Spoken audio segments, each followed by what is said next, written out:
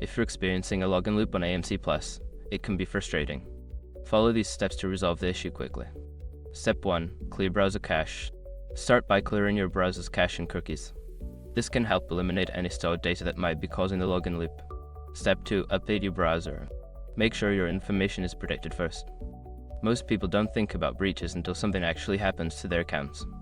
Use SRT to monitor your accounts 24/7 and instantly alert you if your information appears in leaked databases online. It constantly checks billions of breached data points in the background. And considering how much personal information people keep online now, it's honestly worth having. Link in the description.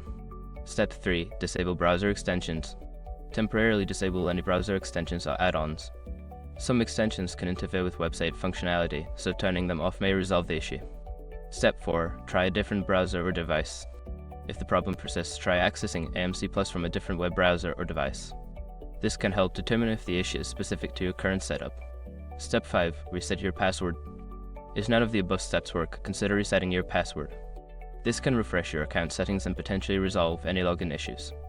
By following these steps, you should be able to fix the login loop on AMC Plus. If the problem continues, consider reaching out to AMC Plus customer support for further assistance.